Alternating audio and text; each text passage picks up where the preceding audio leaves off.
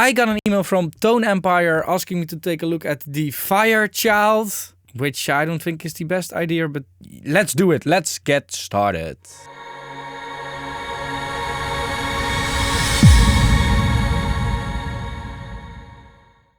So the Fire Child is, well, if we look at it, it's a Fairchild. At least it really looks like one, including the rack mount screws, of course, and your internal front plate screws. Doesn't have a lot of rust, so that's a good thing. It does have shadows under the knobs, and like the shadows are really falling a bit weird. Like the shadows at the right over here and the left over here, center over here. So like the light should be over here or something. Like it's really strange to light your equipment like this. Like what I would do is just, and what I am doing is just using bigger, wider lighting panels. But hey, that's just me. So what it has is a bypass, which is this light. If you don't know it, you don't know it. I would rather just have a clearer marking on here, or like a switch or something. It has stereo linking. It has 4 modes, which I'll talk about in a minute.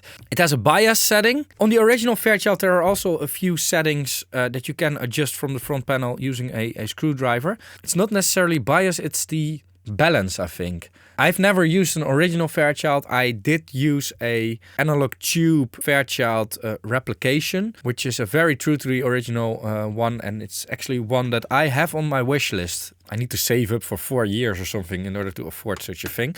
You've got input and output gain. The original has input and input. It works in a stereo, so you're just adjusting 2 channels. It has a threshold control. The original also has a threshold control. It has a knee control, which the original doesn't have, but could be nice to have. Like if we're emulating, why not add something extra to it? It has a release control over here. On the original Fairchild, they are called time constants, and I don't think it's just the release that you're adjusting. I think it's both the attack and release that you're adjusting on the original Fairchild. We also have a dry-wet mix setting, which is also not on the original, and some other things that are not on the original Fairchild. Now, what made this thing interesting for me to review is, first of all, because of the analog-looking interface. I mean, it can't get more snake oil than this. But also because they are saying that from the 4 models that are in there, one of them is the transparent version, which is accurately sampled and emulated from the originals of the 1950s. And I do not understand the business model of creating yet another Fairchild plugin that is accurately sampled. Because iKey Multimedia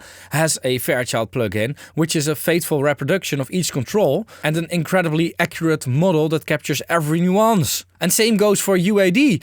UAD makes the closest you can get to vintage Fairchilds in a plugin. So why make another one? Anyway, so the Fairchild has 4 versions, which I don't really understand. That they sample 4 different ones or whatever.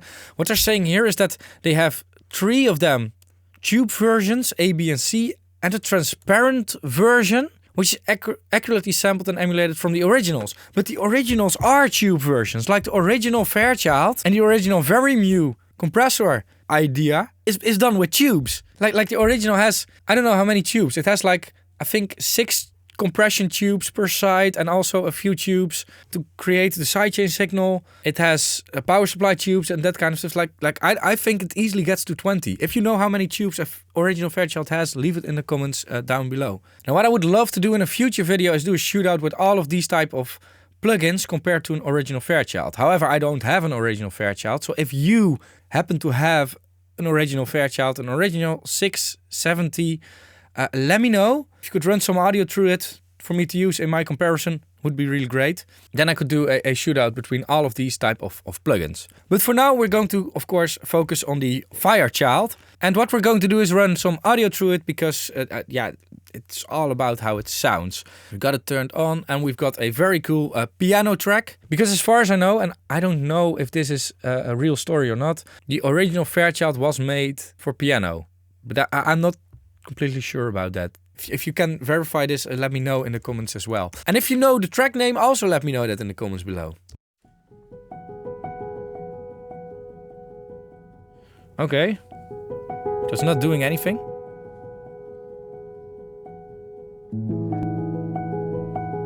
It's distorting already.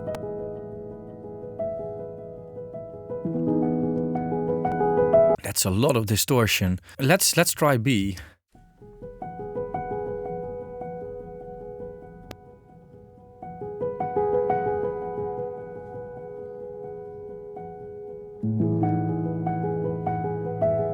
And we're not compressing, like this is just the circuitry.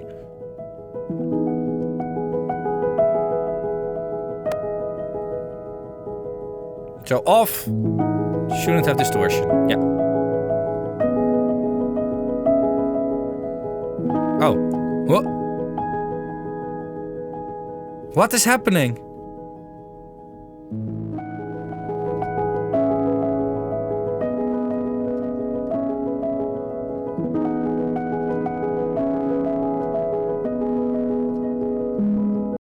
That's a good introduction for a plugin. So we're oversampling at 8 times. Let's turn off the oversampling. Maybe something's going on in there.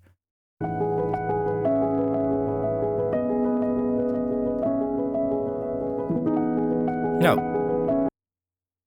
So what it seems like is that like the attack is really quick. Let's turn this up a little bit. And also like it's doing nothing over here, and now it's compressing a lot. Like.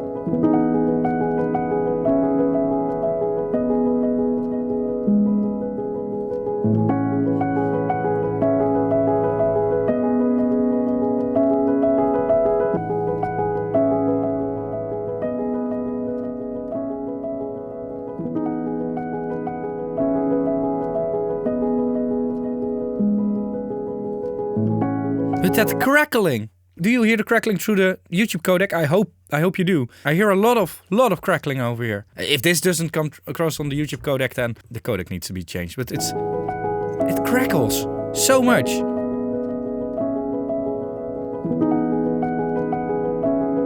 And this is only transparent. Okay, let's do the A again. Whoa.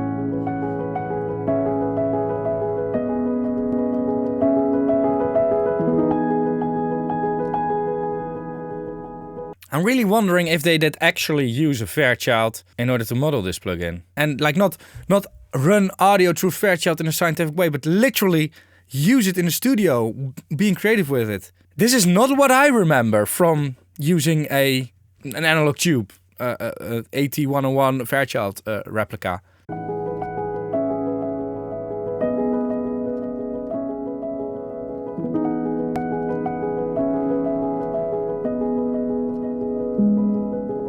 Maybe they did have an original one which was in a bad condition. Could be.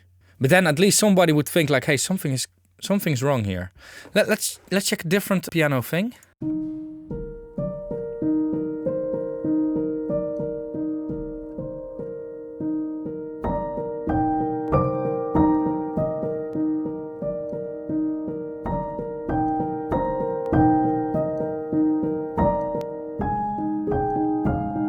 Why is it crackling so much? What is going on here?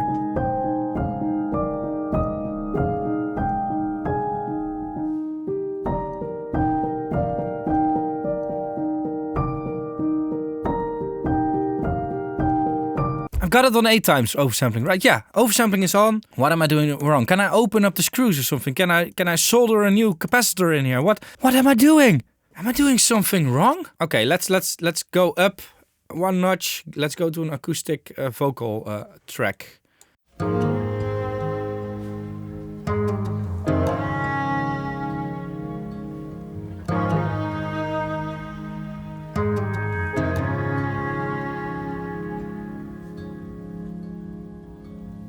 On the graves, in the cracks of 1,000 leaves, somewhere in between our past and our future, rolling over all the dividing things. Are you still listening? Want to be heard by you? Slow fall into the Indian Sea, where the cold and the hot meet, and the powers that be lead.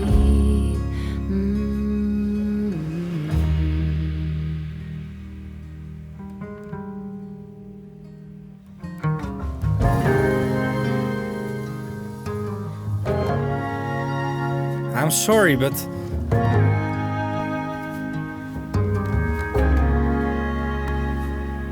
it's morning and my soul is clear. I look in the mirror and I see that love rolling over. This is the furthest from a Fairchild it can be. Let me try to describe how a very Mu compressor sounds, at least to me. Like if you turn up the compression, either with input gain or threshold or however it works, there are multiple variants of very Mu compression and controls. When it starts compressing, it's super transparent. You won't hear any pumping noises or any weird artifacts. Normally it's also calmer than this. Like this thing sounds really restless. Like it's really hyperactive or something. Let's try one more song and then yeah.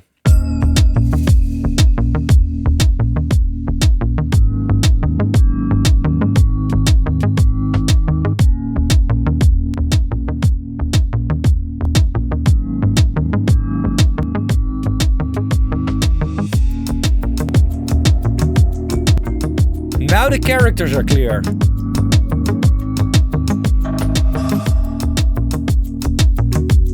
That's clear.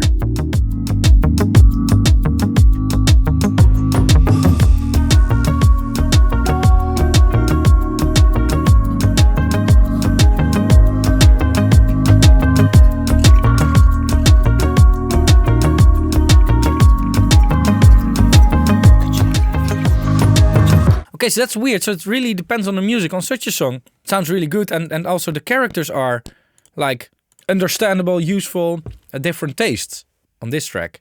But on a piano track, it's really... Here's how I'm thinking right now, because quite honestly, if the plugin is like this, I don't want to have it. Like, it's not really reliable. It can create crackle and kind of stuff in your audio, and if you're not aware of that and you insert it on the wrong channel and you get crackle, and then later on you're searching like, where's that crackle coming from, and that kind. So I don't want that. So that's definitely a no buy advice for now.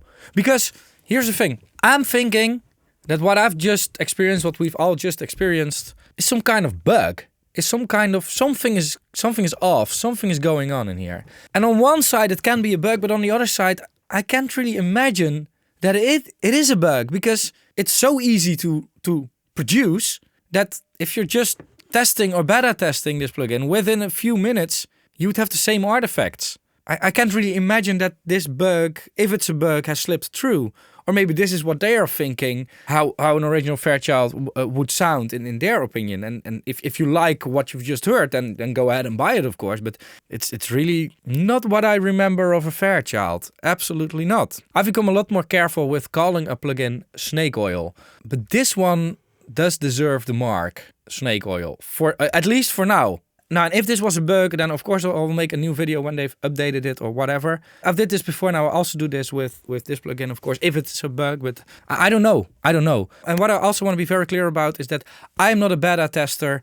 I'm a plugin reviewer, and the same goes for people that purchase plugins like these. Like, you are not a beta tester. You are expecting to get a working plugin. So even if it's a bug, it's still a shame that they're selling it, and you shouldn't buy it until the bug is not in there anymore. And if it's not a bug, then it's also a no-go. So yeah, it costs $49, but yeah, who cares?